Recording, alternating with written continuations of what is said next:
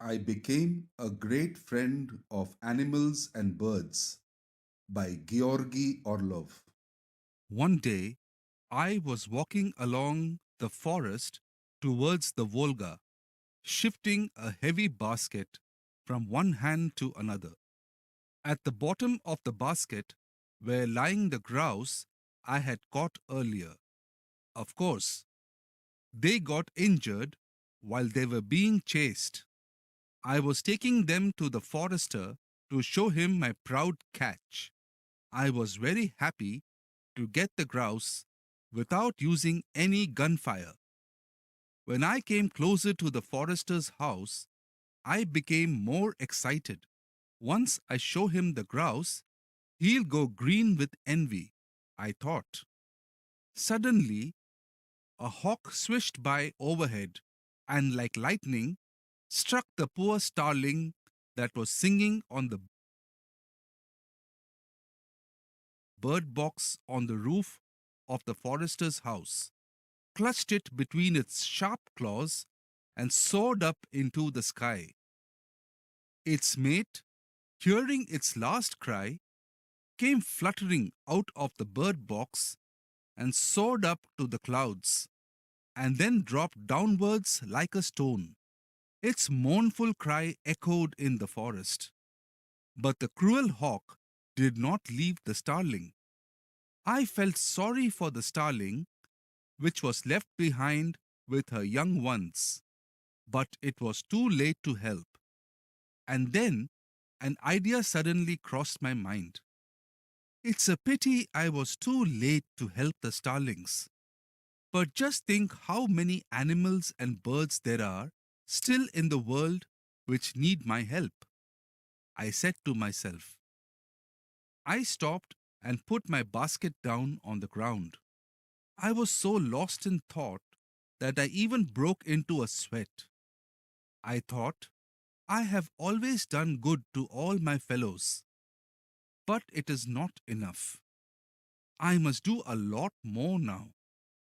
I then bowed low to the ground, and it was as though a load had fallen off my shoulders.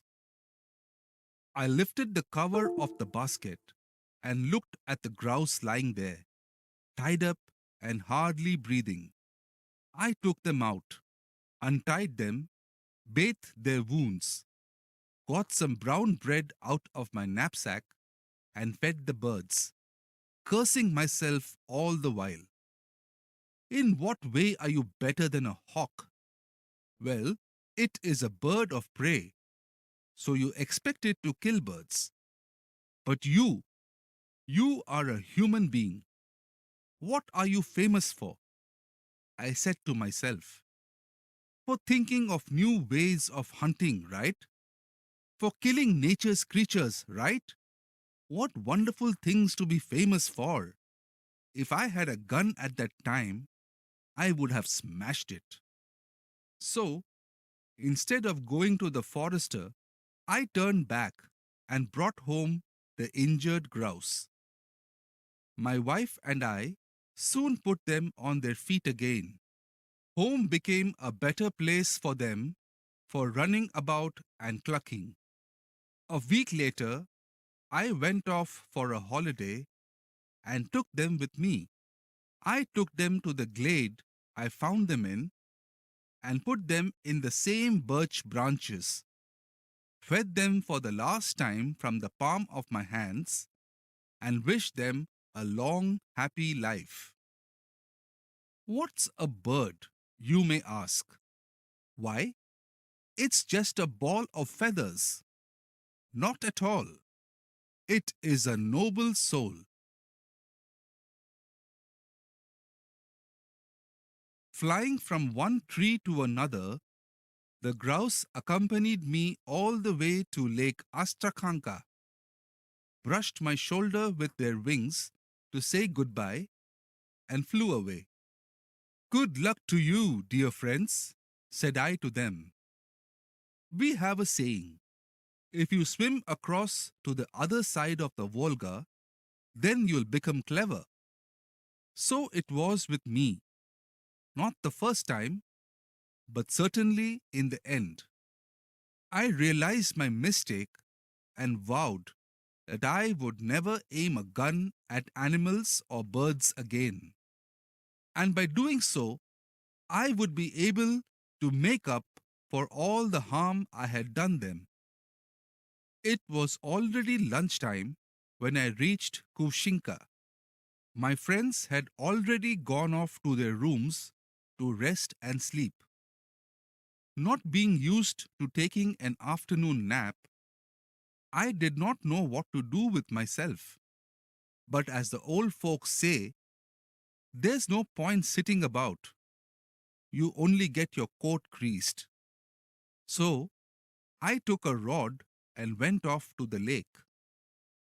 It was a hot, sunny day, and everything seemed to be drooping in the blazing sun.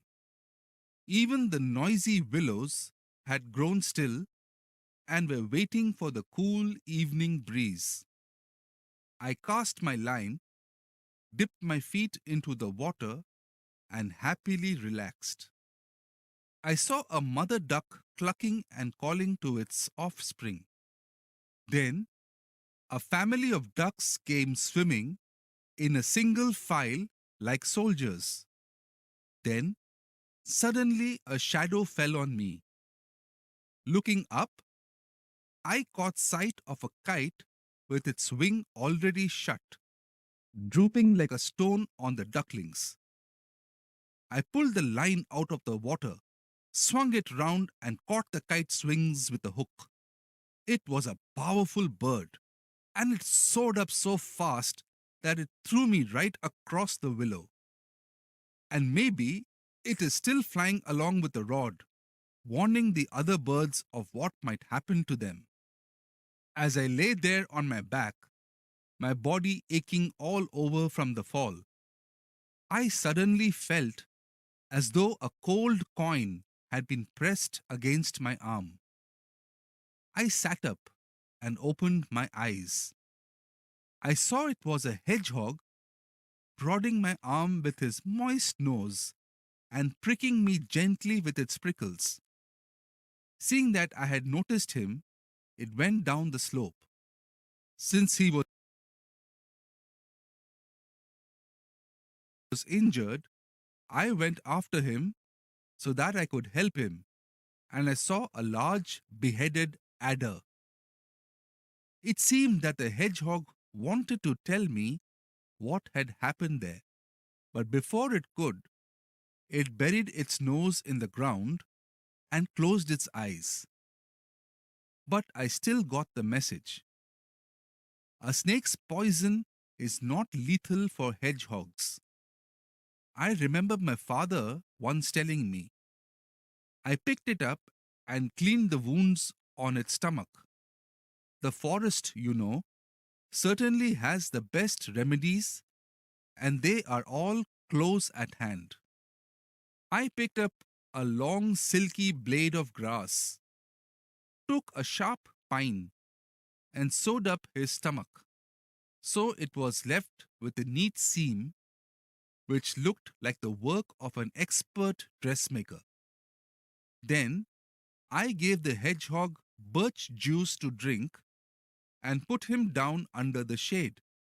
It curled up like a ball and slept. So here was another good deed that I had done. It did not seem so hard after all. All you needed was goodwill, a kind heart, and an able pair of hands. The hedgehog's wound healed in 7 days. By then, he and I had become good friends, thick as thieves we were. When I went fishing, I'd find him already waiting for me there. He'd sit down beside me and gaze or close his eyes and sleep. I could hear his heart beating. Knock, knock. We especially enjoyed strolling in the woods. The hedgehog ran ahead, showing me the way, and I followed him. He knew the woods like his own needles. he would take me to the loveliest beauty spots. One day, we went deep into the woods. The hedgehog showed me the way, and I followed him, picking mushrooms and ripe raspberries. All of a sudden, he stopped and stood on his hind legs, listening and pointing his nose this way and that. I started wondering what was going to happen. Then he stood for a while longer and then waved his paw and ran off. I hurried after him, the branches of trees cutting my face. While we were running up a slope, I heard a faint, mosquito like whine. Soon, the mosquito whine sounded more and more like a bear roaring. Usually, I don't get scared. But when I saw the trees around me shaking and the leaves dropping off, my legs began to shake too. Whether I was frightened or not, I hadn't the time to decide. I ran after the hedgehog. Suddenly, I spotted a bear cub hanging down from a crevice high up in a cracked pine tree which had been struck down during a storm. He was howling. I stopped feeling tired as soon as I saw the cub and suddenly felt strong like an ox. I rushed to the tree and split the tree down to its roots. The cub dropped down onto the ground crying. I picked him up and stroked his ears. I thought that if he had a little sleep, he'd forget all about it. But he cried, and there was no stopping it. I tried to pat him, but he just cried even louder, and tears came rolling down his face in two streams. After some time, he stopped crying. Then the cub and I climbed onto the dry ground. Then I thought to myself, well, you rescued the duckling and you've got the cub out of trouble. That means you've done something good for your friends. I felt very happy. I noted that one has only to start doing a good thing and it at once leads to another good one, like paths in a forest. All you have to do is to keep your eyes open.